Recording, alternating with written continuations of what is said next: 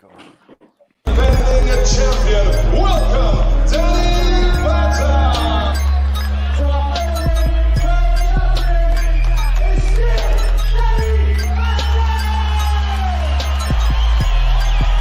Fucking number one.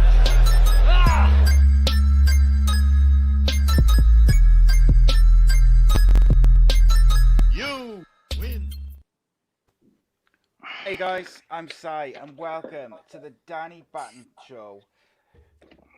We are talking all sorts of MMA today. MMA news, Connor McGregor retiring again, UFC 250, and of course, we have another special guest, which we will get to in a minute, but you can see the gold shimmering. But of course, here on Ace Podcast Nation, we've got all sorts of podcast interviews and shows. We've got live football show every Monday, live MMA show every Wednesday. We have other shows. We've got wrestling, conspiracy theories, films, TV, unscripted and uncensored, my story, and we've also got a brand new boxing series dropping very soon with some top tier guests, I shall say, without giving anything away. Of course, as usual, the show supported by Away Day Apparel. You can visit their website, awaydayapparel.co.uk, and especially for viewers, listeners of Ace Podcast Nation and the Danny Batten Fight Show, you can get 10% off by using the code AA Podcast Nation, all in lowercase. And you can check out, they got a new t-shirt, I think new drop on Friday, I believe, with some new gear, which is always good. We like to see it. So, joining me is former Cage Warriors champion, UK MMA legend, Mr. Danny Batten. How are you, sir? Yeah, I'm all good, man. Been busy as usual. You wouldn't think so with all the lockdown and that, but yeah, it's been a hectic time recently. I'm trying to raise my seat because I feel really low down compared to you. I feel like, yeah, I'm looking down at my tablet. We've gone even lower. Any news on the gym, mate? No news on the actual gym side of things, but I think things are beginning to fall in place in some way with pro athletes. So yeah, there's light at the end of the tunnel regards to the martial arts side of things. Yeah, it looks like it's on the way, doesn't it?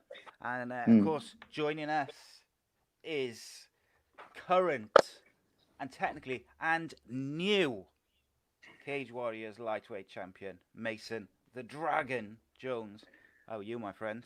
Thanks for having me on. Yeah, I'm good. And that still sounds so damn good. It does. It's really cool though, because like obviously me and Danny covered that show. That was before these UFC shows started back up last few weeks.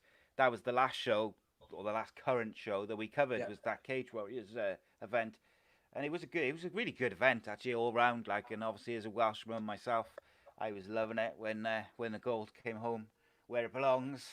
But good finish as well, fair play for me. What was it like fighting in empty arena? Yeah, it was weird, and obviously like the security on the event, it was just different. So everything was sort of really a lot more structured. Like Cage Warriors, as Danny could tell you, is really structured in anyway. They handle the events really professionally, and the way they do everything is as professional as can be. But this time it was really like military-esque. That's the sort of the best way I could explain it. So there was constant health checks. They were temperature checking you. They wanted you isolated. They had certain orders and times. You had to be here at this time and see this doctor or this and that. Be at the venue for here. There was security guards on the gate letting you in to the parking lot. There was a security guard letting you into the building, and then you had to be escorted to your rooms. And sort of as soon as your fight was done, straight to the doctor checked you, straight to get paid, back to your bags, and they was like, please leave. So they did it the best way they could. And it was obviously a crazy event, but sort of like the way they did it's where there was no spectators apart from officials in the venue and corner teams, and then like I said, as soon as he was done, he was out. So it was a weird atmosphere. It was quiet, but it sort of added to the suspense. I think it just gave it a little bit more. And for me, it's not really a big deal. Like, I can get excited walking down the street. Do you know what I mean? It's not a big deal for me. So I was fired up. I was ready to go, and I enjoyed myself. I had fun, and like I said earlier, I know I was joking, but you want to win a title fight like that. Like, I caught him with a knee in the first round. It was clean. I didn't take any big shots. He caught me with a left hook to the body and a right leg kick that was nice. And I think that's the only shot he really cleanly landed on me. So it was, for me, it went A through to B perfect. I stuck my game plan, and it was a clean win. That's the way, mate. That's the way. There you go, Martin Space there. Great. Thank you very much, Mason. And shout out to Martin as well. He's the owner of Black Diamond Sports, who sponsor our football show, the Andy Campbell Football Show, which you can check out on a Monday, 7:30. Little plug for that. And also, just a quick mention while I think of it, because I will forget, is over the weekend we added some extra pages on Twitter and Instagram. So the Danny Batten Fight Show now has got its own page. So if you follow at Danny Batten FS on Twitter and Instagram, and there'll be some clips and some news, and we'll be talking about upcoming shows on that, just to help you guys find the different content. But all the shows will still be streamed through the Ace Podcast Nation base. And Yeah. So I guess, like, we got loads to talk about. Like, Danny, like when these shows started with the no fans, I think the first one we both were a bit like, oh, I don't know if I like it. It's weird. It's like you kind of didn't have the momentum of the crowd lifting. But as these shows have gone on, I actually quite like it. You can hear every impact. You can hear the corners. Yeah. You can hear everything about it. Like, and I feel like it adds a different aspect to it, doesn't it? It does. It almost personalizes it. You feel like you're the only one cage side. So, it has definitely got its benefits. Yeah. I'd imagine it's a little bit like sparring in your club when there's hardly anyone there. I'd imagine it's a little bit like that. I mean, I've never fought under those circumstances, to really know. But yeah, it's got its benefits. But by the same token, I'm kind of looking forward to having that crowd atmosphere back to the shows as well. Yeah, 100%. So that seems like the place to start, really. But Connor McGregor retired again. What do you think, Mason? Well, obviously we had a little chat with this before. My views on it is, I think that for a change, I think this is generally an actual retirement rather than a sort of move for more money. You never know with Connor. Obviously, Connor's a brilliant he's a brilliant salesman. But I think this is more family-driven thing. Like, obviously, he's got 2 kids now. He's training full-time. Danny can tell you as well as I can that when you're training for a big tier fight, you don't have time to be spending the quality time you needed with family. Also, while trying to run a whiskey business and obviously the clothing company's got, I doubt he had much spare time. And it comes to a point where you have to think, like, does he really need to be fighting? And for his family side of things, like, there was no need to fight. There was no sort of demand that he needed to cover to cover his bills. So it just got to the point where I think his family's obviously sat him down and said, look, you need to make a decision whether you're in or you're out. And I just think he chose time to exit. Well, I think I would prefer if he had one more fight and then announced a retirement after then. But you never know whether he come back or not. Obviously, as soon as the retirement was announced, Floyd Mayweather put a post up offering another boxing fight with them again. So you never know. What about you, Dan? What do you think, mate?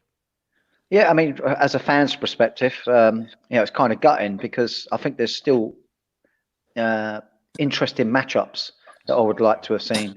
And I think, predominantly that's what a lot of us will be gutted about. But, I can understand his position and just look at the pool of talent that there is about at the minute. I mean, it's quite a scary prospect to jump in there with anyone in the top 10. So to get out might not be a bad thing because I don't think not to criticize him by any stretch, but when you have a look at how brutal it is, any one of those in the top 10 has a chance to beat Connor. And equally, obviously, as we've seen with Connor, he could put anyone away on the right night as well. But he's made so much money, and that's got to be a lot of the drive for a lot of the athletes. And he's made so much of it. So I think one of the main, forces that drove him is no longer there. He's got a very wealthy life. He's got his family now. He doesn't need to be around the fight sport anymore in that way, in terms of actually competing. Things are moving on, and like Mason said, he's got this whiskey business now. He's learning a different side of life with that aspect.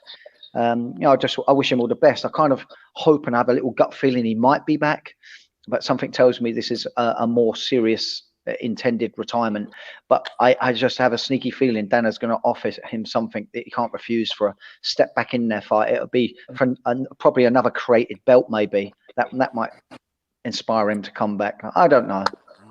Well, Johnny just said there in the chat that he thinks that he'll come back for Masvidal or Khabib money, and I think, do you know what? I think more than money, I think those two fights would motivate him from a point. I think, like with the Cerrone fight, I said to Mason just before we started, with the Cerrone fight, I felt like he came back, he was focused, he was motivated, because he wanted to prove a point.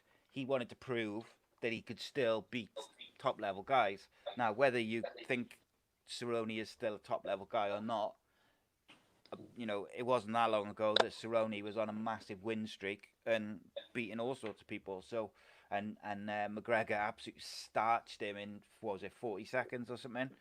And Masvidal obviously has had plenty to say about Connor. So I think there's that aspect to it. Would he like to beat Masvidal and then go and have the Diaz trilogy fight to finish? There's so much opportunity for McGregor fights that don't necessarily involve him fighting for the title. He could go and fight Masvidal and then Diaz. He could fight. There's the Khabib trilogy. The Khabib rematch. If he lagged on my man. I just don't. I think from his point of view, he'd like that Khabib fight because I think he'd want to prove that he's better than what he showed on that night. But I don't know whether generally people are ready for that again, because he got beat comfortably really at the end of the day. So they announced 4 matches, 4 fights yesterday for these Fight Island shows. Obviously, you got 11th of July, 15th of July, 18th of July, 25th of July, all from an island in Abu Dhabi. So we had, talk about the first one, which was Kamaru Usman versus Gilbert Burns. Danny, we'll start with you, mate. What do you make of that? Oh man, well that's just an intriguing matchup right there. That's going to be so interesting. Usman can both bang with his hands and got that incredible wrestling. And then Burns, obviously, we know he's really talented on the ground, but can he actually get it on the ground? But we've also seen he's pretty talented striker too. I'd say Burns is a little bit more explosive and a little bit more diverse with his attacks, with his kicks and combinations. But yeah, that's going to be a hard one to call, to know who's going to win. I'm really chuffed that this matchup's been put on. Very, very good fight. Yeah, 100%, mate. It's, I think out of all these 4 matches, I think Gilbert Burns is the most deserving of some sort of title shot. He's been on a tear. He was super impressive. Was it last week, Dan, or the week before? I forget. Last week. But yeah, that's it. he couldn't have done anything. He couldn't have done any more. He was so impressive. Very impressive, yeah. What do you think of this one, Mace? Kamaru Usman and Gilbert Burns. So I'm a bit biased when it comes to this, because obviously Gilbert Burns, he's been at the gym and trained a few times, and he's good friends with my coaches. So I'm a big fan of Burns anyway. But I just think that Leon is a bit really gutting that Leon Edwards didn't get the shot before him. Obviously, Leon Edwards was on a crazy tear as well. He's a bit quiet compared to a lot of the other top 10 guys in different weights. But obviously, he's on a 8 or 9 fight win streak, whereas Burns has just sort of just torn through anyone they've given him the last couple of fights, and he's had that attitude for any weight division, any place, any time I'll fight. And I remember the last time he was in the UK, in Wales, as one of my coaches was taking him back from a seminar. I'm sure he either fought before he come, or he'd done something, that's why he was down for a seminar. And then literally as he was in the car on the way up, he was agreeing to fight on a sub-only tournament in a few days before another sub-only fight he had coming up. So he's just one of them guys who just takes fights wherever he can take fight, he can get fights. But yeah, that'll be a crazy fight. I think it'll be a stand-up war. I can't see. I think Usman's sort of going to try wrestling a lot, but I don't think he's going to want to take to the ground. I think he's just want to keep him pressed against the cage. I think Gilbert Burns is going to be going to he's going to be training just specifically to stop Usman's attacks wrestling wise, and the two of them are just going to end up swinging it out. I can't really tell you who's going to win. I think they both got a good shout of winning. Like when you get close to the top five, I think it's hit or miss. Whoever's going to win on the night. I think it's hard to call. I think Usman will remain, but obviously I'm hoping that Gilbert manages to get a win. But we'll just have to see. And it's one of them that I can't wait to watch. Yeah, I really can't wait. I got a sneaky feeling that Gilbert Burns is going to continue. He's just got so much momentum, and his all-round game is so strong. I just wonder, with Usman, I do wonder if someone can really stop his takedowns. Like, I know he can strike. Don't get me wrong. I'm not saying he's by any means, not. I just when I look at that matchup, I overall look at it like this. I see that Burns has got more potential to put the fight away on the feet and potentially on the ground. But I think the issue that Gilbert could have is exactly what Mason Jones was pointing out, which is that he could get smothered and have the round stolen from him because Usman could keep pressing him and not even for the takedown. I just think he could upper body control him and sort of smother the rounds away from him. If I was going to be training, against Gilbert with Usman's skill and ability, I'll be trying to get him tired because Gilbert Burns is really explosive, but can make himself tired in that way, especially over a 5-round bout. So yeah, really such an interesting matchup. And I mean, personally, I want Gilbert Burns to win. I just think that he's an exciting fighter to watch, and I'm absolutely all for that. I like it when the fighters are really visual, and he's a visual fighter for me. 100%, mate. So if you see me looking over there, I'm not ignoring you. It's because I'm looking at the screen. I'm not like watching TV or something. Just the other one, which I cannot wait for, is Volkanovski versus Max Holloway. That is gonna bang. Mace, who you got in that? First of all, Volkanovski. They fought before, and this is the rematch, isn't it? Yeah. Just checking because the way you said that, then I was thinking, I'm sure they fought before. Yeah. Obviously, the last fight, Volkanovski used movement and literally just took Max away by just using his movement. Obviously, there was more going into it, but he just sort of used his range. He'd move in, he'd pepper him, and he'd move back out before Max to retaliate. Max is a very good fighter as well, so to see him get outmaneuvered like that, it was just one of them things that really shows you that anyone can beat anyone in MMA, and it's one of the reasons I love this sport so much, because even though you think how a fight's going to go, to see someone win like that, it was beautiful to watch.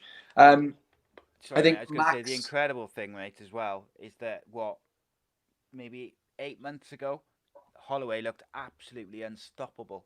He would just look like everyone was saying, through everyone. Ever, no one's going to beat him, and then all of a sudden, a couple of losses, and he doesn't look quite the same.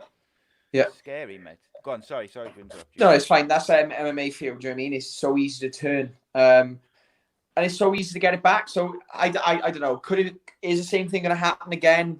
We'll have to wait and see. I think if Max has a better game plan, he'll win. It's just as easy as that. Like Volkanovski, he moved well, but every time he moved, he squared up. So I think if Max had been aware and could have pushed in just a little bit sharper, maybe used a couple of kicks to try and sort of shorten distance down, work a body a little bit, then could have happened. But then you start rushing in, you start sort of trying to rush into people and you end up getting clipped. So it's the fight game, do you know what I mean? No one really knows what's going to happen. We can predict things, but that's another fight I'm going to be looking forward to watching. Like Max, I always love his fights. The guy gets absolutely ginormous out of camp.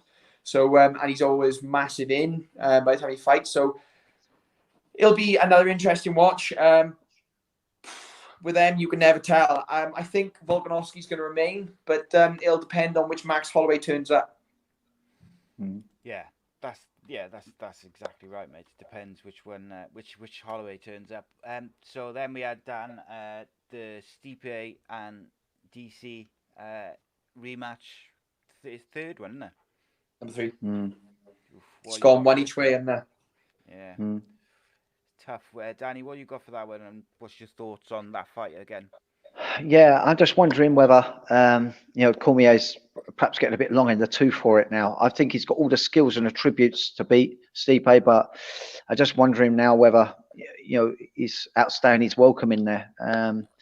There's one thing I do hate about the fight game is when they stay in there too long, and they kind of destroy their legacy that they create for themselves. And I do worry whether he's staying in there a bit too long. But I just think he wants to get the edge on Stipe by getting that 2-on-1 over him. Then you could maybe see him handing in his retirement. But I'm actually going to go Stipe on this one, just because I just think I just worry about Cormier's chin now. I think skill for skill, Cormier's the winner, but I just, over 5 rounds, I just worry whether that chin's going to hold up for him now. Well, it's been proven that if people can get a clean shot on DC, he does go down. You saw it with Jones, you see it with Stipe. But equally, we've seen DC dominate guys as well and look really impressive. And he's got his post-fight career sorted, haven't he? He's a very, very good analyst. He's a very good co-commentator. Very good coach too. Yeah, and there you go. Obviously, DC coaches a wrestling team as well, a youth wrestling team in one of the universities. Obviously, he does that just because he loves wrestling. So the guy can really turn his hand away and to anything he wants to do when he's done. I do agree this is his last fight, but I think DC is going to win this one. I think DC will just be a bit smarter, take him down, and control it a bit more. It's not going to be a flashy fight. I think it's going to be a boring 5-rounder where DC just dominates and holds on as much as he can, and I think he'll scrape a win.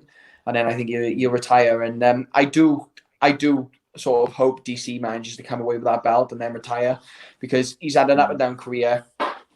With Mr. John Jones obviously stepping in and ruining his day multiple times. But I just want to see him get the win for a change. Do you know what I mean? Like he was a long reigning champion, and then obviously this thing with Miocic and John Jones, and it'll just be nice to see him get one more win and then hang his gloves up and just, like you said, get out. He's overstayed his welcome a little bit. I just want him to retire on a high. Yeah, if anyone deserves to kind of go out, as on their own terms as the champ, it's DC. But like you say, Stipe looked so impressive during his win over DC, and I just wonder whether getting a bit heavy, mate, on your shoulder was this. You get to just switch it over. I got a Tammy top on. I didn't realize it was covering the logo, so they'll be braining me otherwise. Oh shit. So yeah, I think Stipe, but the heart says DC all along, Okay, and then the fourth. What was the fourth one? Let me think. Jose Aldo versus Peter Yan. Oof. Look, I would have rather seen a different fight to this for Yan. I gotta be honest. But I can, Jose Aldo is so popular in Brazil. He's so popular overall. He's a legend of the game, one of the greatest ever. Would I have rather have seen Aljamain Sterling versus Peter Yan? Yes, I would. But I'm not going to complain about this fight. But there is like this thing where I would have probably rather seen other fighters. Just before we go to that, we have a question in the live chat, and they want to know, Mace. We all sort of said DC to retire after beating Stipe, hopefully, and they all said, or couple of people said, no Jones or DC for in the heavyweight division. No, I can't see them fighting again. I think Jones is obviously he's holding out for more money. He's asking for super fights, and I think Jones is getting to the point as well where he wants the big money and go. And I think DC's done it that many times. I think DC just has something in his head that he'll never beat Jones. The last time he fought, I just seen it as this was his last time to beat him, or he'd give up trying. And like you said, like Andy said, he's not getting any younger. And Jones is one of those guys who I think he's just going to be. He's got a bit longer left in him. Like I can see Jones having another 10 years left. So it's difficult, but I just can't see him having another tear. It's hard. Like when you're a reigning champion, like John Jones has been reigning for a long time. You have everyone training specifically to beat him. His last fight was close. I think he won the fight, but it was close. I can see why they argued for Dominic Reyes to have the win. But at the end of the day, in the record books, it says John Jones won that fight. John Jones sticks by that fight. So it's hard, but I can't see DC and Jones have another run. I think there's too many big fights to make for Jones. Obviously, he's arguing for money at the time, at the minute now. So we'll just have to wait and see what happens with that, whether he does come back or whether he goes somewhere else. Jones he hasn't seemed that keen to fight a heavyweight either. He's kind of, I know he's mentioned it a couple of times, but generally on the whole, he's said that he wants DC to come down. What about you, Dan? Do you think we'll see that fight, whether it's a heavyweight or light heavyweight? No, I don't think this is going to happen again. I just can't see that happening. Simple as that. Johnny Wish in the comments said that he thinks that John Jones hasn't looked the same in the last few fights, and he hasn't been that impressive. So here's a question for you: do you think John Jones, like when he fought against DC, he was so motivated by their personal feud that he was, super focused, super motivated, and then maybe when he's had these couple of fights now where there's no tension and there's no lights and there's no feud, maybe it's a little bit harder for him after the career he's had to really put 110% focus in. Dan, you go first with that one. I just feel like John Jones has just fought very economically. I felt like he was always doing just enough to win the rounds. He weren't busting a nut in any particular round. I'm not necessarily trying to put any of the rounds away when I've seen him in recent times. But you got to remember, he's been fighting some really potential dangerous people, some dangerous strikers. So he can't put a foot wrong. And I just feel like that he was moving around the cage in a way where he's just trying to predict every element. And I put it down to fight IQ. I just think this guy's super intelligent. I was lucky enough to train with Greg Jackson, who trains quite extensively with Jones over the years, and he said this guy's a genius. And when you train him, he's hungry for new information and always questioning everything. I just think he's got a really good fight IQ. I think he's just fighting very safe. Although that's not so good, perhaps for the fans who want to see something more flamboyant. I just think he's learning his craft very, very well and learning how to do it so that he has longevity in the sport if he chooses to. Yeah, and I think the other thing is people know that he's capable of, being quite flamboyant in terms of his fighting. But, Danny, we've talked about fight IQ a lot over the past couple of months, particularly. And I think in fight IQ terms, John Jones is probably right up there with the best ever. Absolutely. What about you, mate? One thing I'll add to that quick. When I trained, obviously, I trained out in America once for a couple of weeks in Florida when I was 17, and I trained with a guy who he knew John Jones. He trained with John Jones a lot, and he said he was there when John Jones made his debut, and he said he's never seen someone with so much natural talent. And John Jones literally took a debut without any training at all. He'd done some light wrestling and stuff, and he said the guy was just throwing stuff, and he just looked like he'd been in there all his life. So he's one of them guys. He's just got a natural athlete, and like Danny said, he just takes it in like a sponge. I also think the same thing, that he's surviving in there. Like, he was winning these fights and just making sure he won. Like the Dominic Reyes fight, he didn't go out, he didn't try and overcompensate or try and overcommit to anything. He was just precise. He won every round. He made sure he won enough rounds to win the fight. Yeah, I think my thing with John Jones as well is, like, if it wasn't for this stuff outside the ring, people would give him much more credit in the octagon, and it's a shame, because without that stuff, he is, in my opinion at least, he's comfortably like the best ever, just because he's so good, and he's beaten guys over the years, like top guys, without being fully focused and without being, generally at the pinnacle of sport. If you're not on your game on those big nights, you're lucky if you come away with a result. And I do feel like he's beaten some top guys when maybe he hasn't taken it as seriously as he could. And just kind of going on, where you mentioned John Jones' debut there, about like how relaxed and comfortable and he was. I watched a clip from a recent podcast which Chael Sonnen did with Brendan Schaub, and they were saying for that Cerrone fight, Conor McGregor turned up. He turned up, I think, just at the start of the co-main event. So he came in, he did his drugs test, he did all the bits he had to do, got taped up, went in, won in 40 seconds, and left in like about 45 minutes. And apparently, like, the UFC tried to keep it quiet because obviously he hadn't turned up. I don't know if he had permission to come in late or whatever. But I just thought they should have told people. They should have been telling, Conor McGregor's not here, because it adds to the mystique of it all. And then for him to just come in and just starch him in seconds after coming in late, doing his drugs test, doing his stuff, and then leaving, I thought that was the most Conor McGregor thing possible. Okay, so someone just put in the comments, look at these hot men. They must have been talking about me. You two fighters, I'm assuming. Okay, let's talk UFC 250. Overall, makes just a general outlook of the show. What did you think of it? Well, I wrote notes.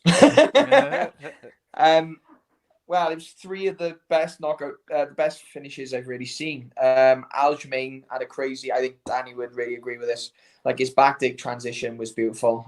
It was something you normally get in the gym against lower belts. Like the way he literally took him down straight away, locked the body triangle up. Corey Sandhagen didn't really sort of seem to do much defense-wise. He seemed to be going the wrong way. Didn't really attack the joint of the knee at all to sort of try and separate the foot.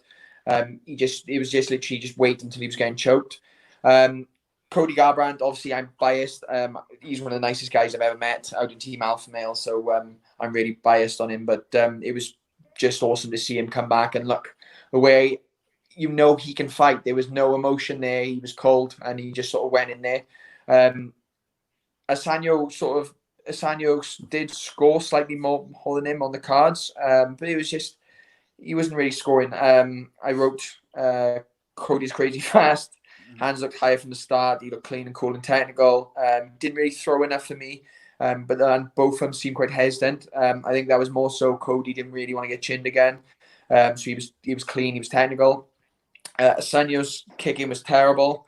And then a minute in, Cody started landing his shots. A minute to go, Cody started landing his shots.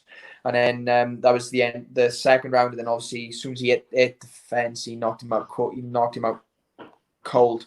One of the cleanest knockouts I've seen. Like, at one point, he literally, just before he knocks him out, he leans into the cage, ducks forward, and literally just pushes off the cage to hit him. And it was one of them that's going to be remembered for a long time. Like Asanyo, after he couldn't even sit in the stool. It was in hell a mess. So that was up there. That was probably my favorite fight in the card. And then obviously Sugar as well. You can never go wrong with a Sugar and Manny fight. That was probably the cleanest kick-in fight I've seen in a long time. The way he took the centre straight away, he used the obliques to control distance, he was using feints to set his kicks. He looked great, crazy fluid. Both of them had their hands low, and then he was just waiting until obviously O'Malley caught him with the right hand, and that was the end of it. Yeah, spot on, mate. Like obviously we'll go through fight by fight now of the main card and have a little chat about each one. But Danny, what was your overall feeling of the show? Yeah, I enjoyed it. You know, we got to see some finishes. You know, submission and knockouts. That's always good to have. I really enjoyed the overall show. Each and every fight for me was intriguing to watch. Yeah, for sure. And I think I always love a card which starts with Sugar Sean O'Malley as the first fight, because it gets you right in the mood, and he did not disappoint. Danny or Mace, was there anything off the prelims which kind of caught your eyes? Any of the fights? I've only seen some of them myself, so just asking really if there was any which caught your eye. I had chance only really for the main card. I've been ran off my feet recently, so the same as me. That is, I haven't really had time to watch it.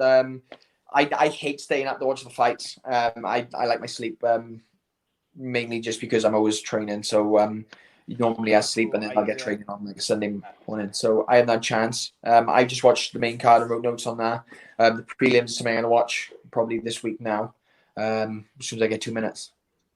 Yeah, it's exactly the same as me. So all right, let's start with the Eddie Wineland versus Sean O'Malley. Everyone, Sugar is making a name for himself for these finishes, and you can't fault him. He's got a unique look, but he's not, and he's quite, he's cut some good promos as well, which all that helps in terms of getting your name out there as well. But the thing is, he's not just all mouth, He's not just a good promo. He backs it up, and the finish. The fight went 1 minute 54, ended with a walk-off KO punch. Danny, take us through your thoughts of the 1 minute 50. Yeah, I mean, it's his distancing, his range management. Poor Eddie just couldn't really get a touch on him. Anyway, no. It's obviously really rangy. It was like, it looked like with the color of his hair, it's like he was trying to land punches on a rainbow. You can't touch it. It was just the guy was unbelievable. We haven't seen him really under pressure yet to really know how he's going to receive it when someone can actually close in on him and try and put him under pressure. But you can't fault what he's doing. He stays rangy, stays long, and he's pretty damn precise. He does a few feel-out shots, and he just seems to know where someone's going to move, and then he throws and lands on the button. I mean, it was an absolute dirty knockout, a dirty knockout. I mean, ouch! He hit him so hard, I thought his tash was going to come off his face. Yeah, it was insane, wasn't it? His kicking is so clean as well. His kicking, it is. He was doing those teeps, really managing the range, and as well. I'd imagine, I'd imagine trying to spar with a guy. I imagine it's an absolute nightmare in training. He's so elusive. It'll be like fighting a ghost. Yeah, you do need to really pin him down and cut him off. And I just think Eddie just chased him too much. He could have done with sort of square on.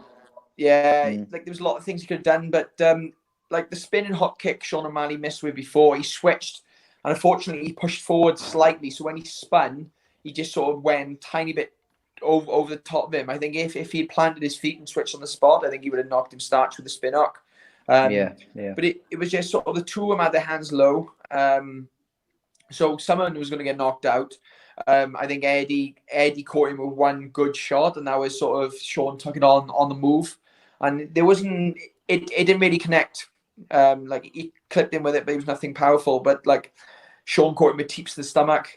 He caught him with like 45s to the body. The spin up kick he just slightly missed with, and his kicking is so fluid. Like at the minute, I've really been working on my kicking. I think that's at the minute that was the part of my game I really needed to work on, because I just couldn't get it to sort of click with the rest of my game to the extent I know I could kick. So to see someone really kick the way he did, especially with also my girlfriend being an Olympic Taekwondo kicker as well, the two of us were literally just over the moon watching the way he kicked, and it's enjoyable for everyone to watch.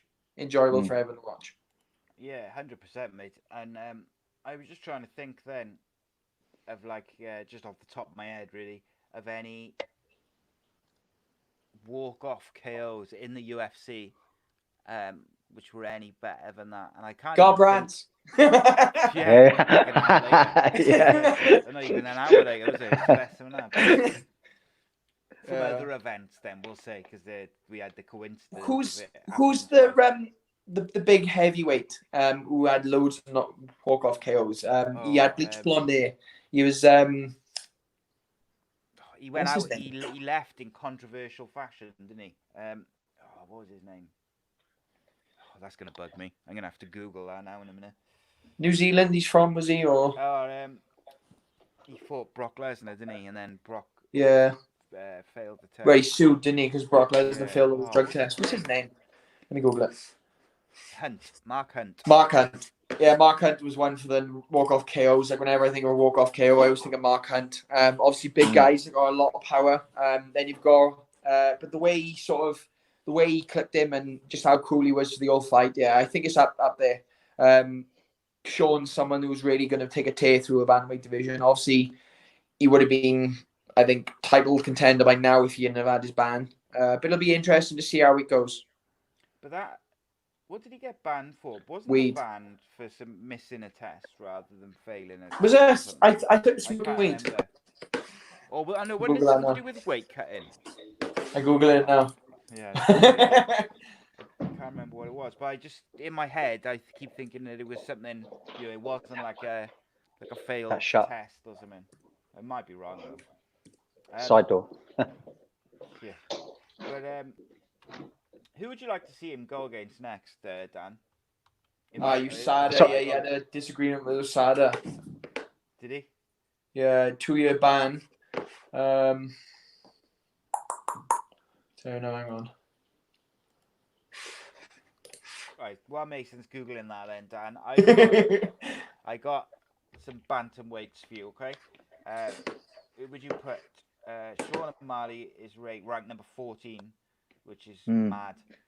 So just above him, you've got Rob Font, John Dodson, Rafael Asanso, Uriah Faber, Corey Sandhagen, Jimmy Riviera, Dominic Cruz, Cody Garbrandt, Pedro Munez, Peter Yan, Gil de Aldo. Him and Dominic Cruz, they'll both be interesting together, wouldn't they? Dominic Cruz, yeah. Two footwork merchants. That'd be Running around the an cage, interesting spreading fight. each other. Yeah, it'd either be super exciting or it'd be super boring. It'd just look like two people breakdancing. I don't know. I'd like to see him fight Jack Shaw. I would. Sugar? Yeah. Because I think that would be insane. But I've got to say, I want to see Jack Shaw fight Nathaniel Wood more. That would be good. Brett Johns is looking for a big fight. He's ranked number 21. But look at the guys Brett has fought. Alistair Sterling and Pedro Munoz. Do you know what I mean? They're the two losses to. They're two big guys. And it doesn't do him justice to the guy he is. I think obviously the Sugar Sean fight would be good for Jack. I think Jack could take him down. Jack's good with what he does. He does what he does spectacularly. I googled it. So he had a tainted substance, so they banned him for 6 months. So he was campaigning to sort of get that revoked because it was a tainted substance. And then they tested him after a 6 month ban, and he tested positive from the same thing shadow of the same test. So they banned him again. So he had to campaign to get that revoked, and then they relieved the ban. So. Do you know what I mean? It's one of them things. USADA over the top. You just gotta be careful what you eating, what you're taking. It's just one of them things. Everything has to be sourced, and it is difficult. Yeah. Okay, then. So just to finish up on Sugar, I'm gonna ask you both, just no reason, just say which fighter you'd like to see O'Malley fight next. Danny. I'm going to go someone like Dobson. See whether see how that would go down. Because Dodson's creative. He might be able to find a way of getting in on it. It's fast. Yeah. What about you, Mace? I'm not really too sure, to be honest. I think another step up would do. Someone in the top 10. But everyone in bantamweight, I think the best thing to happen to bantamweight is Cejudo to sort of retire. That was the best thing to happen. So there's everyone sort of like the amount of people who could have had a title shot by now. Sterling, obviously Jan, and who else is in there? And Munoz. Like all these guys are really pushing at the pushing to be next. So I don't know, to be honest. I think they're leading in the right way. They always do a good job, UFC, with matchmaking. So I think they'll match him with another top 10 guy. And I think he'll tear him apart. And I think he'll be a serious contender for an elimination for the title. I'd like to see him fight Aldo, to be honest. I think, obviously, we spoke before. I think Aljamain should have been fighting for the title against Peter Yan. And then they could have had Aldo fight Sugar. That would have been a good fight. Obviously, Garbrandt's back in the mix as well. So it's one of those divisions where I think anything can happen. So let's just keep seeing who they mix up next and see what comes. So, if it was me, if you really want to really see if he's a superstar, I'd put him up against Dominic Cruz, who's ranked 6th. If they just want to keep progressing him step by step, then I would go with Rob Font, who's ranked 13, just one above him. But Rob Font is on a 2-fight win streak. He beat Ricky Simon. He beat Sergio Pettis as well. So I think that could be quite a good little matchup. But I also think just below Sean O'Malley, you've got Yadong Song, who is his last results are win, draw, win. And I think he'll probably fancy it from his point of view. Yadong's another great fighter. He's another Team Alpha Male guy. Really nice guy, really good. He's just one of those. He just got power in his hands. Obviously, his last fight was a bit poor. Performance wasn't the best. He come off a win, but it was a bit sort of could have been hit or miss either way. I know he had a terrible camp for that fight with all the Corona stuff. But the fight before that, he starched a guy. So Song's one of them ones. He's a great fighter. You just gotta literally give him the right conditions, and he'll be able to contend with anyone in the top 10. Yeah, 100%. And the thing is, like we're saying, like Sugar will want someone in the top 10, but they're just below him. You've got guys like Brett Johns, who's just come back with a win. You've got Rayoni Barcelones, who's on a 3-fight win streak himself, who's a couple of ranks below him. You've got Yadong Song, you've got Vera, all Cody Starman. These guys are going to want a big fight as well, which Sugar is. So it'll be interesting to see who they match him up with next. But Bantamweight's back lively. Bantamweight, yeah, it's insane, mate. The divisions in the UFC, but that bantamweight is just incredible. When you look, what did we say? Jack Shaw is ranked like 46, but we said on last week's show with Jack, I think it was, wasn't it? Me and Danny were saying, or it might have been when his dad was on actually, but we were saying like we would put Jack Shaw against the majority of the guys in the top 10 or top 15, say, and we'd fancy him to win most of them, but he's ranked like 47. Obviously, that's because he's new into the UFC, but it just shows you how deep that division is. So, well, look at Leon Edwards. I know, obviously, we brought this up earlier, but he's been pushed down to, what is he, 6th now, I think? And he's on a 9-fight win streak, I think it is, or 8 or 9-fight win streak. And he's back down. So, where obviously the rankings don't always mean sort of what they should. As long as you're in the top 10, you just need to make the top 10, and then you're in the mix. Obviously, shows with Aldo. Aldo's, what do you say? He's on there. He's what, 8th? 3rd, I think. Is he 3rd? Aldo's ranked 3rd, but Aljamain Sterling's ranked 2nd. I'm surprised he's ranked so highly. Yeah, these days. Yeah, fair play. I thought he'd be lower. But it is what it is, I suppose. Excuse me, sorry. Next up, we got Neil Magny versus Anthony Rocco Martin. Take us through your thoughts for that first round, Dan. Only briefly, mate. Yeah. Have to be blow by Neil Magny, his relaxation was so impressive. But sometimes I wondered whether in those first 2 rounds he's a little bit too relaxed. I felt like Anthony was really pressing him against the fence a little bit too much for my liking. I wasn't really unsure how the judges were scoring it. I know that when they put the stats up for the strikes, it I was was really quite really surprised to see constant. that Yeah. yeah, that Magny was so high up on the strikes, but certainly with the cage control was going for Anthony Marty's favour, and I was wondering whether Neil was letting perhaps the early rounds slip away from him. But, it turned out not. So that was the only thing. He's got such amazing cardio, and so much fluidity with his strike, and so much range. Didn't look tired Why either. didn't he use it? Yeah, why didn't he use it from the get-go? I think he would have literally run Anthony down. I think he would have just pressed and pressed and pressed, and perhaps could have got him out of there within 2 rounds. But he was so late out the starting blocks, it kind of baffled me a little bit. I don't know what that was all about. Maybe he didn't know where his cardio was at. Maybe I'm not too sure.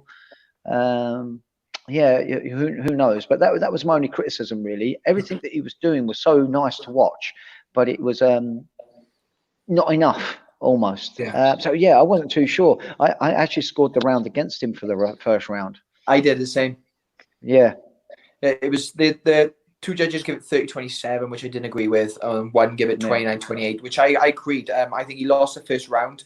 Obviously, Anthony can push it forwards. I wrote here, Magny showed strong rest and defense. He peeled the arms off nice, and he was using the cage to stay up to stop Anthony from taking him down.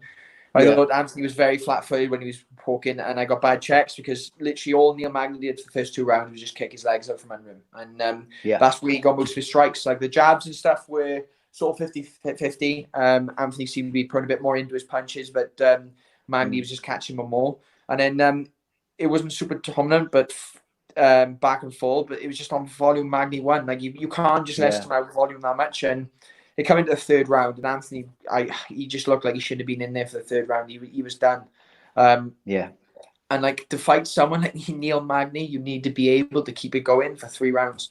And like I understand Anthony took him down 3 times. One of the takedowns he picked him up above his head, but being a good wrestler just means you have to be smart the way you take people down. Like obviously we talked about Jack Shaw a minute ago. If you watch the way Jack takes people down, everything's clean, everything's clinical, everything's paced. Habib does the same. Like these are high quality wrestlers, and they're smart with the way they take people down. So you're not plowing. You're just able to keep it going. And these guys won't gas. They'll just go all day. Yeah, 100%. Neil Magny's stamina is insane. So if you fight him, you've got to be ready to really go to 5, go round for round and really get into it. Johnny in the comments says, put this show up against any MMA show for knowledge and analysis in the UK. Get it on Talk Sports. Well, that's very kind of you, sir. And he also says, get Mason on as a regular analyst. Thank you very much. Indeed. Thank you for those kind words. Take them all day long. Was there anything which stood out for you, Dan? Because we've spent so much time talking, because we're all chatterboxes this evening. Just from those last 2 rounds, anything which stood out for you? Yeah, really. I just felt like Anthony was, trying to plant down and throw really hard, and he wanted it to appeared to be to the ground, or at least to keep the smothering. But he was so inefficient. Everything that he was throwing with his strikes were not set up with any major setups. He was just throwing hard as he can, clinching up. There was really not productive for the amount of energy he was putting in, and his gas tank was just diminishing round after round, and it was getting him in trouble. Should have had a better game plan, I think, for his cardio. I think most athletes should know where their cardio is at when they're in there, to know how to gauge how they're going to do each round. I just felt like it was very, very inefficient, and would have been nice to see him feint a little bit more, maybe to set up some of those entries so he could get the takedowns a little cleaner, so he had some energy to try and keep it there. It wasn't to be for him. Indeed. So, Mace, was there anything you wanted to add? How did you score each round? Who did you give them to, Mace? But the first to Anthony, and then the other 2 with Neil. I think literally Danny's just got in and nailed every point I had to say there. There's nothing to add. All I would say is Anthony was just too flat-footed. His striking was terrible. He was just flat-footed and swinging. There was, like Danny said, there's no time in there. And obviously we mentioned McGregor. McGregor knocks everyone out because his timing's better than everyone else's. That's the way he knocks people out, his angles and his timing. And it's not about who hits the hardest, it's who can land on someone's chin in the cleanest way possible. I think obviously the Sugar fight we showed about, he timed it and he knocked him out and didn't look as if he even hit him hard. It's just all timing. Yeah, spot on. Okay. What was next? Aljamain Sterling. Yes, the Aljamain Sterling, which was just a masterclass. Corey Sandhagen. Yeah. Yeah, I was looking forward to this fight. I thought it was going to be quite a close one. I thought it was going to be a really interesting fight, and it lasted about a minute and a half. Aljamain Sterling just took him down. Run at him. So beautiful. It was one of those just you kind of stood back and watched, and you were just like, wow, that was really, really good, like world class. So Danny, I know you are itching to talk about this because you love the grapple. Yeah, it was impressive. But it was impressive, and you can't take nothing away from the way he won because like we keep saying, it's what you're up against. But when he pressed him up against the fence, he had that whizzer, but then dropped really low with the whizzer. But the more lower you go down with the whizzer when your back's against the fence, the more of your back peels off the fence, and you put your whizzer really under a lot of pressure, and so he just threw upwards, disengaged that whizzer, and then he's just up on his back. And the way he fed him was really nice. He laced up his legs with one leg, and then jumped on for that body triangle. And being that early in on the very first round, man, you're utterly fresh and dry. You're sticking to that back. The sweat ain't going to be an issue because there ain't no sweat yet. Yeah, and I would always say, and I've said this numerous times, that to have a body triangle and to try to do a rear naked choke is actually a little bit difficult to do, but not when you're that fresh. Normally those chokes work better with some hooks in place, but he had that body triangle and he's quite long and rangy as well, so he really looped those arms round right underneath that chin. And the defense, to be honest, was really poor. He was so late in on defending that choke. He didn't reach up to block either of the arms until they was all noosed up around his neck. Yeah, it's really bizarre. I think he was kind of like a bit like a rabbit in the headlights, a little bit just stunned with what was happening to him. And but yeah, I mean, Aljamain just looked utterly brilliant, and I'm really excited to see him fight in the future. Yeah. Yeah. Anything to add, Mace, on that one? No, again, everything. Aljamain really just secured the reason I don't touch gloves at the start of a fight. As soon as he touched gloves, he started pushing forwards, and he used the touch of gloves to take the center, and then he was literally just running at them. I will say Aljamain's kicking was his range was out. I think he would have settled in a bit, but his kicking range was really out. And then I just don't.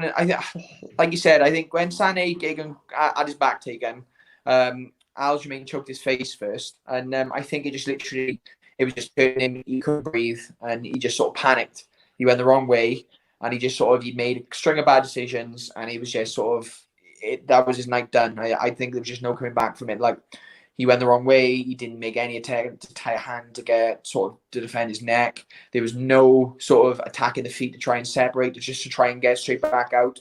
Because like Danny said, there's no sweat. You ain't exactly going to be able to swim back in. You ain't going to be able to get him off any other way apart from breaking those feet.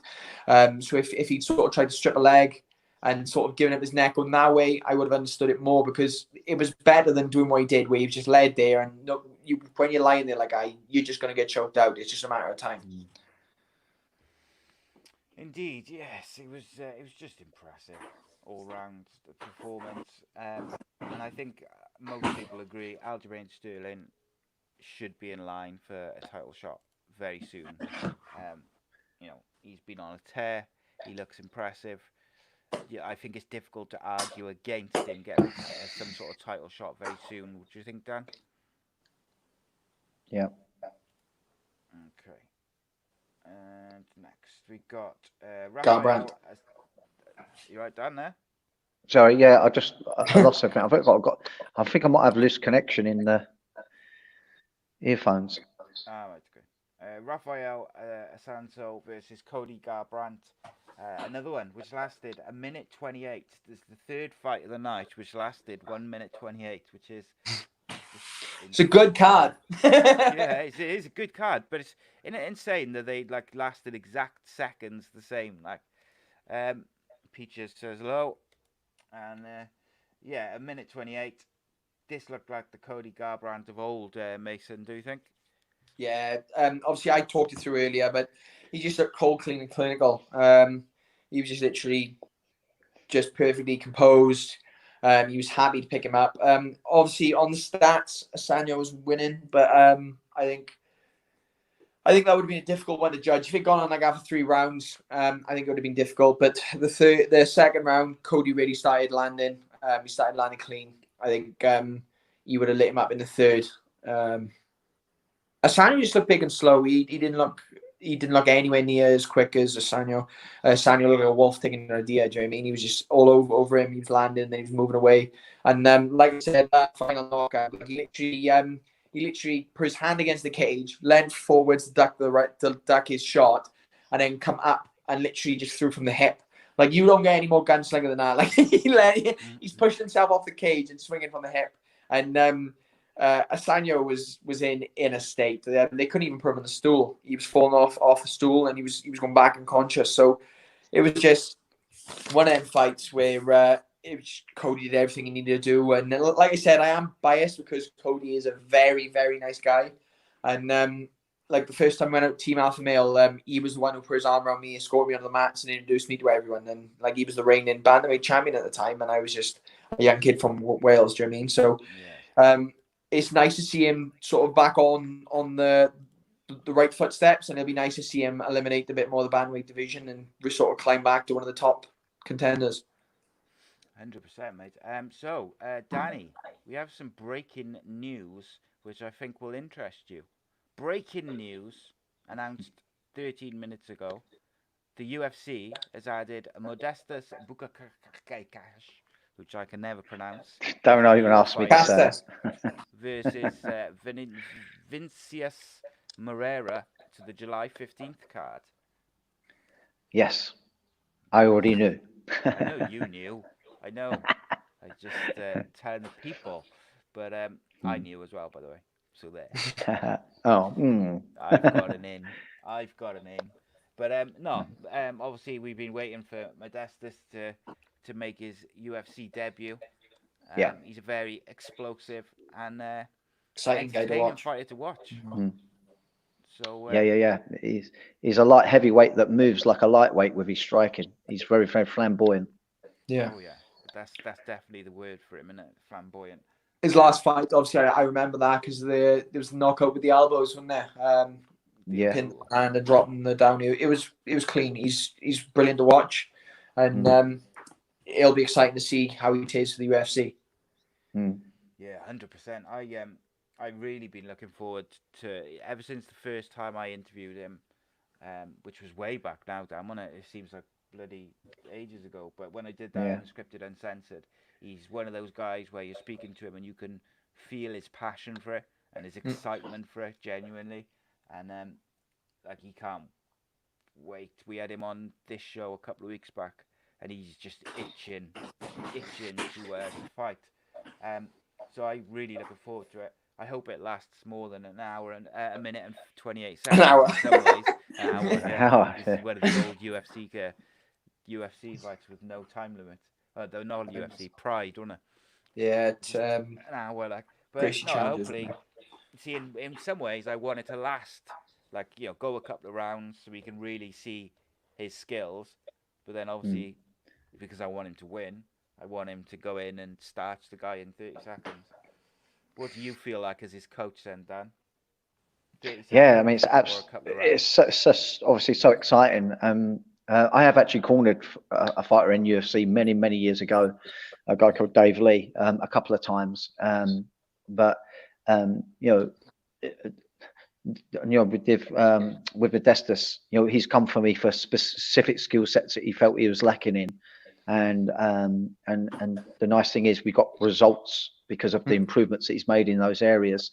So this is really stepping up onto the biggest of the platforms in terms of UFC, and we're going to test him. And Modestas is still very much a work in progress. So what I mean by that, I don't mean that he's a bad fighter in his completion, but what I'm trying to say is his kid's real talent. Yeah, if you're going to beat him, you need to kind of do it now, because as these months and years roll by, he's going to become a scary prospect for anyone. I see the guy training, and this guy is legit. I'm telling you, legit, and he's incredibly athletic. This guy can do backflips and land just on his big toes. He's an incredible athlete. It really is. When I'm doing grappling with him and I try and hold half guard, I can barely wrap my legs around the top of his thighs. This guy's genetically big. I'm really excited. I'm really excited, and if anyone deserves it, he does. He's a super nice guy. And hey, that belt's vacated as well now. Yeah, that's right. Yeah, it makes things more excited on the old Cage Warriors as well. But hey, it's all happening. This is the final big test. He's in the UFC. This is where he wanted to be. His dreams are coming true. Absolutely, mate. I meant the UFC belt. Oh. John Jones vacated, didn't he? Oh yeah. Oh, right, sorry. Yeah. I thought you meant. That's cool. Well, No, Cage Warriors won, the UFC one. yeah. Well, maybe one day. Because I suppose the thing is, you've got these guys like DC, and you've got John Jones, and you've got these guys. They're coming to the end of their careers. They're getting older, and you're seeing guys like Modestas, Jack Shaw, Brett Johns, Sean O'Malley. There's loads in there, but there's a lot of. I'm getting to you. Don't worry. And then you go into Cage Warriors, there's insane talent. You've got Mason. You've got Oban Elliott. People like that. The Welsh MMA scene in particular is insane at the moment. Like, it's sometimes true as well. I said to Brett when he came on this show, I said, like, I feel like realistically, like, you could genuinely say, like, between the next 5 to 10 years, you could have Welsh champions, like several of them in the UFC, because the talent pool is so deep. And I'm sure, Danny, it's the same, up in England and with your academy and others which are similar. But it's just finally now UFC is getting towards UFC MMA is getting more towards boxing in terms of the talent and the general buzz for it. And I feel like next 5 to 10 years could really take it up a notch as well. Okay, main event. Look, we've been treated to some insanely entertaining women's fights over the last probably year or so. There's been some absolute bangers. And Amanda Nunes was involved in a couple of them. She is, in my opinion, the greatest female fighter of all time. She is just wild. It's just how good she is at everything. I did not enjoy this fight though. It was so one-sided. I felt like it should have been stopped. Probably second round, and that's being probably kind. Fair play, Felicia Spencer, by the way. She is one tough woman, because she got beat for 3 rounds solid, and she not once. Five Five rounds. 5 rounds. Sorry. 5 rounds. 5 yeah. rounds. 5 rounds. Just Even worse. 3 rounds would have been better. But today she's wishing it was 3 rounds. But I mean, I felt like it could have been stopped. I gotta be honest. That hematoma was nasty. It was like big, and it wasn't good. But right, we'll go round by round just briefly. Danny, we'll start with you. Round 1. What did you make of this one? Yeah, I felt like Nunes was like a tiger, or ready to come out at any time, but she was holding herself. She really showed her maturity, and rather than go in there and try and put down the kill in the first or second round, she felt Spencer out. She knows she's got these 5 rounds, and I felt like she was sort of like data collecting on what she was up against. But it just looks easy for her. From the get-go, you could just see that Spencer was lacking in all areas in comparison to Nunes. I think the only reason why she got through those early rounds was, like I say, Nunes was merely going through the motions, just testing out each element, testing out her kicks, testing out a couple of hard hits, testing out some of the takedown attempts defensively, and then takedown attempts, taking Spencer down as well. I just felt like it was just all too easy. And the first round, and then the second round and third, it just become more and more dominant.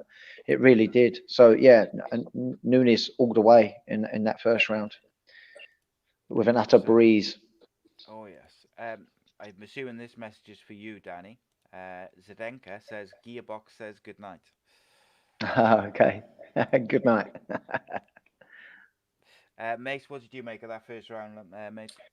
I just in general for this fight, I just seen it like after the first round. I think the first round was sort of 9-8 round, and then after that they were all 10-8s. Do you know what I mean? It was just sort of Nunes just literally just destroyed her.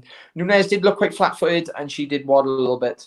She didn't seem as clean as I've seen her. She didn't look as active. But Spencer just low success rate for chains and combos. She had Nunes had strong counters and was literally obviously showed with the hematoma on her head in the end. She had some very nice throws. Clean Harry Goshi in the third.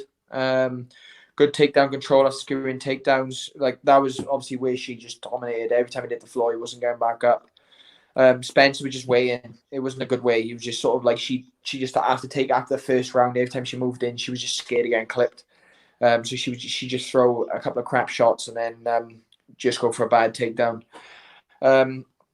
Nunes let Spencer stand up and knows there's no risk. I think that was the fourth or the fifth. And then so the first round, significant strikes. Nunes hit 18 shots and Spencer had 1. I think that just explained the whole fight. Do you know what I mean? Yeah. Spencer didn't commit takedowns. She was just shooting into the floor, and Spencer squared off a lot. It was just sort of, it was one of them fights where it wasn't clean, it wasn't exciting. It was just one of them fights where Nunes just literally took her through the rounds. I think she could have finished her in any one of the rounds if she tried to. There was no sort of serious submission attempts apart from reining a choke in the second, I think it was. But it just should have been finished earlier. Yeah. Obviously, Did you feel, Mason? Did you feel that Nunes backed off a little bit? It was perhaps being, just literally just went for. I think she took pity on Spencer. Almost at one point, it looked like because if she just beat her out there in the first or the second, which could have easily done, if she just took her apart and just finished it. It just seems that she was happy to pace it through and just sort of leave no risk. I think she must have thought if she pushes too hard, Spencer could swing from the hip and catch her with something. So she just sort of seemed just happy to pace through and just win every round and dominate every round. Nunes didn't look in the best shape I've ever seen her either, mind. So whether she was happy just to stay at her pace and just keep picking her apart. It was just one of those fights where I just didn't like the fight. I thought it was a terrible fight and I struggled to watch it. Whether Spence, obviously there was people calling, saying that Spencer's corner should have thrown the towel in. You're in a title fight. Do you know what I mean? If your corner's not going to throw the towel in a title fight, it's just not going to happen. So one of the comments to finish it there, Mace, is Gaz was asking. He said, should the doctor or the trainer have stepped in? So I mean, did not necessarily thrown the towel in, but could the trainer have maybe said, right, come on, enough's enough. I know it's a title fight, but she was, you're talking 10-8 rounds. She got a massive hematoma. Sometimes maybe you've got to protect the fighter from themselves to fight another day. Do you know what I mean? But not in a title fight. Obviously, you see these fights. All Spencer had to do was hit her with one good shot, and she won the title. Do you know what I mean? That's your career goal. My corner, we've spoken about it before. If you're in for a title fight, and especially UFC title fight, like that's the highest you can get. in MMA. God, I can say that. But it's one of those. It's one of the biggest accolades you can want this day and age. Your corner's not going to throw the towel in unless something's seriously wrong. Obviously, she took a lot of impacts. She looked like she broke her nose, big hematoma, but there was nothing that really screamed life-changing injuries. There was nothing that was career-ending. There was nothing that really could have been, look, you need to stop because this is going to affect your career in the long run, apart from just being a little bit gun-shy in her next couple of fights. But it was one of them fights. Spencer wanted to go out in a shield, and I think her corner was just sort of hoping that she'd pull something out of the bag. And like I think that Danny would agree with me as a fighter. When you're in there, especially when you know you're pushing for that final medal, you're just going to give everything you want and everything you can give. And she did. Like, she come out in the fifth with her hands up, ready to go, even if she took an absolute pasting. Yeah. And the other question was Nunes too relaxed in this fight generally? Like you mentioned, you didn't think she was in as good shape as she has been previously. And obviously, you know, she is arguably the greatest female fighter of all time. So could there be a bit of, I don't know what the word is, not necessarily arrogance, but like a bit of, I don't know, just not being quite at it. Like I mentioned with John Jones, maybe because you've beaten everyone.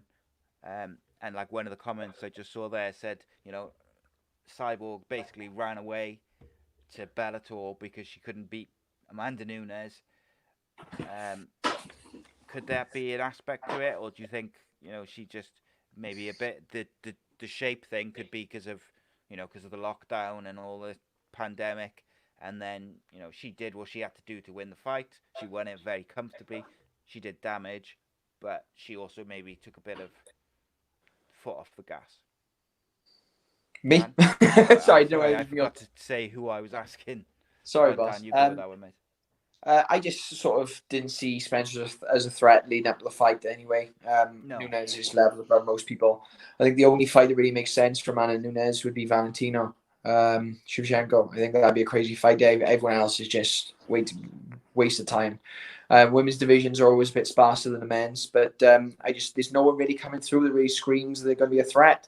Cyborg was the big one they run their hopes on, and then obviously they had a crazy exchange which looked like a pub brawl, and Nunes obviously come out on top, and then like you said, Cyborg left, so who knows. Nunes is going down as the best of the generation. I hate the whole GOAT thing. Greatest of the generation is always better, and she's literally cemented herself as one of the greatest women, so no one's really going to top her at the minute. So she's obviously just going to keep challenging, and she'll retire happily. I think I can't really see the way it's going at the moment. There's anyone coming through that's going to be a threat.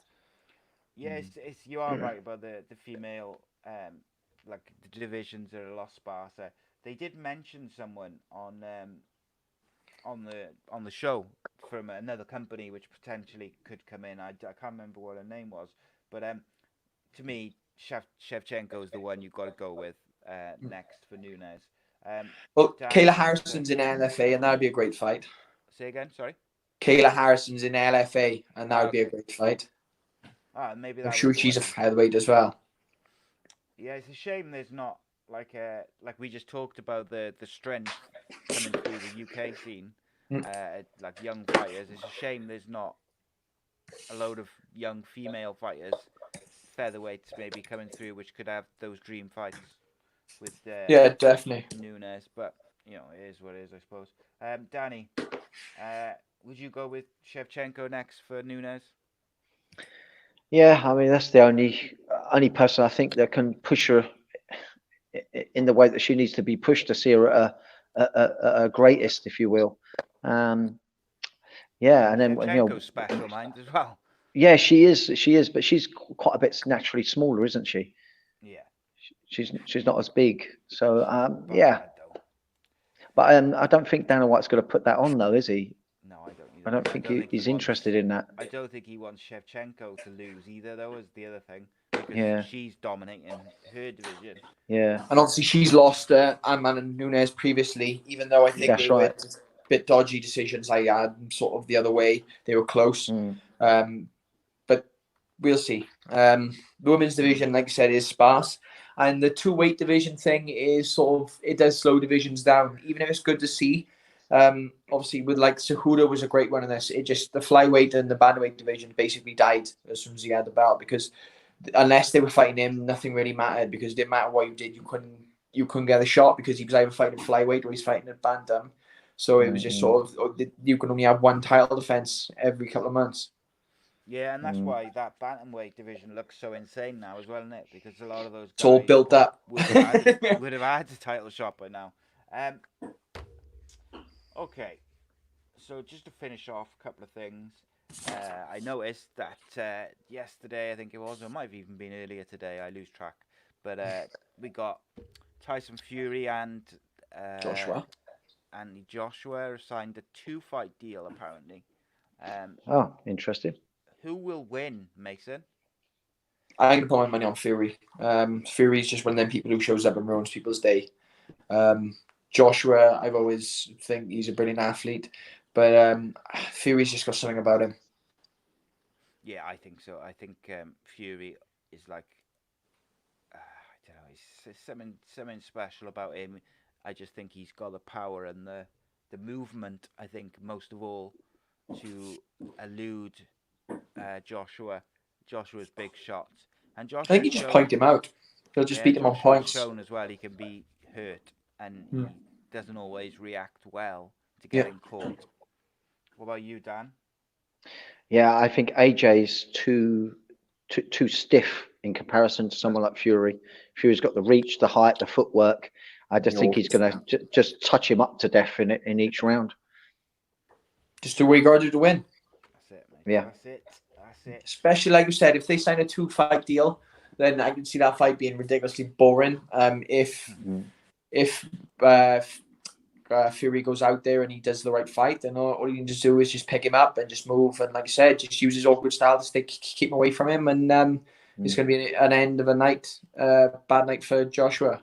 I don't know. Boxing, obviously, I boxed myself previously pro. It's just not as much fun as MMA. At least in MMA, if someone curls them into a ball against the cage, you can take them down, you can drop knees, elbows, you can change it up. Boxing's difficult. It's difficult to get through, especially if people just want to stay away and stay cagey. So it's one of them ones where they can sort of they can go the distance a lot more, especially if the two fighters are quite cagey about obviously winning or losing, and they sort of feeling each other out. So I can see it going all the way, however many rounds it's going to be. Is it 12, 15? 12. Yeah. 12? The other... Say again, sorry, mate. Is it 12 or 15 rounds now for a title, like guys? 12, isn't it? 12. It is 12. 12, yeah. I was trying to think then. The thing is with both of them is they're capable of knocking each other out, aren't they? Like, whilst you could see Fury outpointing him, you could also see Joshua getting a big shot and knocking him out, and vice versa. With those heavyweights, they got that power which can end the fight in seconds. Knock anyone out. He will do big numbers on pay-per-view, I'd imagine, anyway. Either way. Yeah. Okay, Mason, what is next for you? Well, hopefully I'll get a fight soon. We don't know. I've not spoken to my manager yet. Obviously, Graham's sorting all the UFC guys out, so I just sort of give him space and wait till everything's sorted, and he'll get in touch when he knows. I'm back training and back cutting weight. I'm aiming for sometime in September. So plenty of time to cut weight, plenty of time to get super fit, and plenty of time to sharpen stuff up. The past couple of weeks since lockdown started, all I've really done is worked on my kicking and my striking a bit more. Obviously, I haven't really been able to do any contact, so jiu-jitsu or wrestling. Whereas we scraped away with some pad sessions, pretty much all the way through. Do you know what I mean? Kicking. We were about 2 meters away by my leg length, and them holding pads is about 2 meters. So we got the work in we needed to, and my kicking's gone through the roof. So hopefully I'll be able to tighten everything else up by the time the date comes around, and I can get another good performance win. But obviously, I don't think I'm far off getting a call up, following in obviously people like Modescus' shoes. So I'll just keep working away, keep beating people, and whenever I get signed, I get signed. No rush. And that's the thing, there's a few people I feel like are on the brink in Cage Warriors of maybe making that jump. You've got yourself, you've got Paddy the Baddy Pimblett, he can't be far off. And there's a few other ones. There was a couple of guys were going to fight on the UFC London card for Cage Warriors fighters, and then obviously with that getting cancelled. Well, there's that French guy as well. He'll be a massive draw. I can never say his name. He's a featherweight. You've got you've got the featherweight champions as well, like Max Bennell. There's always people. Reese McGee at welter. Reese is pushing to get signed as well. Obviously, he's next in line to fight for the welterweight title. Just been vacated. So there's loads of people pushing on, and like Cage Warriors is the best seeder for UFC out of all the European shows, even the American shows. They sign more people than anyone else. So if anyone's going to get someone signed, it'll be Cage Warriors. Yeah, and I think in terms of getting shows on, I think it's great for Cage Warriors that they've gone from BT to UFC Fight Pass. Because Dan, obviously, with the Cage Warrior shows being on Fight Pass now, UFC want those shows on because they want content for their service. So they're going to organise these Fight Island shows for Cage Warriors as well, I'd imagine. Do you think, Dan? Yeah. Right. Yeah. Okay, Mace, tell the people where they can find you on social media. Right, so two things. Quick shout out while I get 2 minutes to my sponsors as well. Shout out to Tammy Fightwear. Obviously, I am always wearing their kit. SD Sealant's another one. CCF Scaffolding, Paint Seekers. All big shout outs. They've all supported me all the way through. Candor Tan's another one. And then you can find me on my Instagram. That's the best. Drop me a message. I do always get back to people. So that's at Mason Jones 95. And then I've got a Facebook page, Mason the Dragon Jones. I'm not that good at replying on there. My team's quite bad as well. And then Twitter as well, which is at Mason Jones 995. But drop me a message on Instagram. I'll get back in touch. I do try and reply to most comments as long as you're not trying to sell me things. So drop me a message and we'll get back to you. And thanks for all the support. Indeed. Danny, anything you would like to add, my friend? Yeah, I just got a quick question for Mason. You've gone quite extensively unbeaten now, and predominantly nearly all your fights have been on this big platform of Cage Warriors. Some people carry that unbeaten record like they have a sense of invincibility, and then other people can also have a sense of putting pressure on themselves. How does having an unbeaten record under such a big fight promotion, how do you sort of carry that? Does it give you a sense that you can't be beat, or is there something that you feel that it does put a bigger burden to try and keep that unbeaten record? How do you carry it fight by fight? Just from my judo, the history and stuff I did, and the years I've been competing, and I did thousands of judo competitions, and I lost a lot. I lost a lot, and I lost a lot of people, and it just got to the point where I genuinely don't care. Like, I'll go out there, and you're gonna have to kill me, or you're gonna have to knock me out, or submit me to get me out of there. And I break fights down. I do all the prep work. So by the time I get a fight, I feel immortal. Do you know what I mean? I feel invincible, and I feel like you can't touch me. So I've never really had a problem. The last couple of fights, my mentality's been better and all the rest. And I remember we was waiting to walk out to the Joe fight, and we was like, so because there was obviously a closed arena and they had the black curtain around, it was like a little cotton sheet separating me and Joe's corner. And obviously Joe's deep. He's from Ireland. He's got a strong Irish accent, and we were like laughing and joking around. And all we could do was, "Come on, Joe, you're gonna do this, Joe," in this Irish accent. And we were just literally pissing ourselves on the other side of the curtain. And it's just I love fighting. Obviously, I know Danny, you'd feel the same being an ex-fighter as well. Like, there's nothing that excitement and that feeling. There's nothing I like more. So I just like fighting. So the undefeated stuff is just sort of another notch to my cape. It's just something else that is sort of I can carry. But if I lose eventually, I lose. I can't see anyone being able to beat me. Get UFC, start taking people out, maybe someone will step up. But like you said about Modescus, I haven't hit my stride yet. There's still loads of things I haven't really shown the best fighter I can be.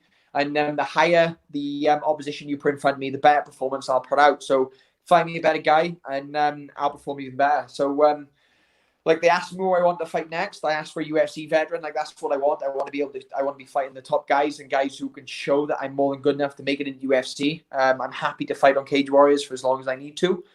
So I'm not really interested in sitting back. Just keep getting me guys, putting the best in front of me they can dig up, and I'll just keep putting guys away. Yeah. And one more question. Can I ask another question? Yeah. We haven't go got ahead. a strict time limit. Yeah. So, if you're going to have your first chance in UFC and you could pick anyone as your first introductory fight, who would you choose that to be? Justin being Gaethje. obviously, no, not that you can jump in there and just fight for a title or anything, but regards like actually helping your career, who would you be like, hey, that would be a great matchup for me? There is some risk involved, but it'll be a great step in the door. Have you got someone that you would have your eye on?